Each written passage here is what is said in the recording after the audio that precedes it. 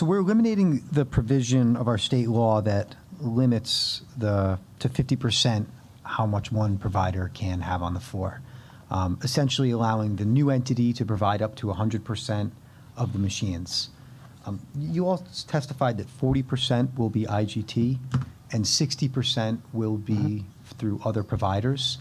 How is that limit enforced? Is it through an MOU between the Twin River and IGT? Is it in the organic documents of the operating entity?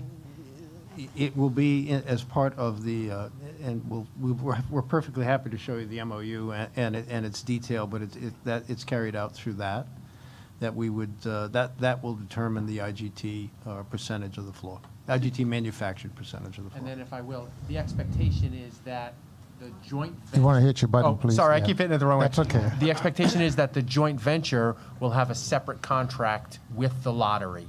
Before January 1 of 22, that would provide all of those provisions. So would it be okay if we put it in this law, those limits? It's what our expectation is, so I don't think we have a concern about it. We intend to do it. Yeah. Stating no more than 40% shall be provided by one. Just remember, but it's not that way though. So if I may, it's IGT will be at a target of 40% for manufactured by January 1 of 2022. Then they have the ability, they have 3 years worth of efficiency exemption. Put that aside for a minute, but I'll come back to it if you want. Then they go up or down based on the mathematical formula of how they perform. If they perform great and they're outperforming competition, they get more machines, and they should, and we all want them to. But then it's a straight, even, fair competition. On the efficiency holiday, if you will, so back in the 2003 deal, because of all the new investment, then GTEC got protected for 5 years, okay?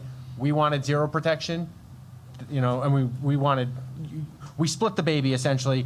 They got 3 years of protection because of all the investment they're making, but efficiency applies in 2020 and 2021, and then IGT is protected 22, 23, 24. So they start at 40. Yes. And then in 2023, we start doing the efficiency analysis. If they're outperforming other machines, they get higher and higher percentage. Correct. Is there a cap as to how high they can get? Or theoretically, if they come out with new technology, No. the best game in town, we get them back to 85%? Yep. If they can perform, we would be delighted about that, but it is a straight, honest competition. Mathematically, that's almost impossible, right? That was one of the things without some kind of a transaction like happened in 2015.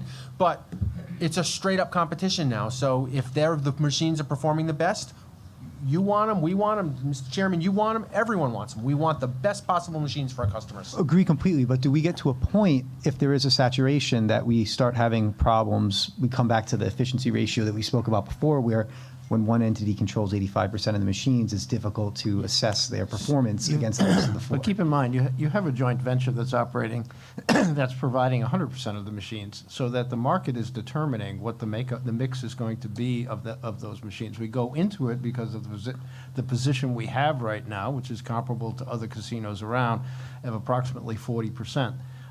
Yes, we would like to tell you that we think we can grow from that point, and we hope we do. We're having a pretty good success in turning around that business and getting it to be a significant leader again.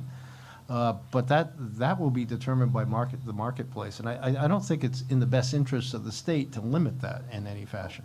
But the change on the provision is specifically related to the fact that the joint venture will have 100%, and IGT is providing the machines. And because IGT technically controls the joint venture, that's why the limit goes away.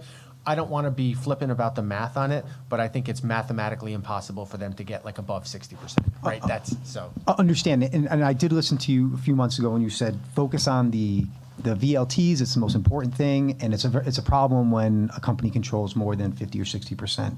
I think I'm paraphrasing you. Then I just see in our legislation that we eliminate any ceilings on how many machines that would be in our facilities, and I want to be careful that we put some type of protection in our laws that memorialize everything you guys are saying, because it seems like our protections are in an operating agreement or an agreement between Twin River and IGT, and that's where the state is protected as opposed to being protected in the law we're going to pass. But the lottery still has the rights that it's always enjoyed. So it's not that they're giving up rights. They're just dealing with a different entity that is providing the machines. And we've, I think, gone a good deal of the way to make sure that that's the most efficient way. Because frankly, from an investment point of view, we don't care where the machines come from. We just want the best performing machines. Yeah. And so with the agreement between the two entities would provide us protection, but you're also saying the lottery's requirement that any changes to that agreement would be approved by the lottery is essentially the backstop, providing us The additional lottery protection. just takes recommendations from the entity as to what we think the best configuration of the floor is and the types of games that should be there. They haven't given up any of that authority. They'll maintain that. Okay, thank you. Whip Edwards. Thank you, Chairman.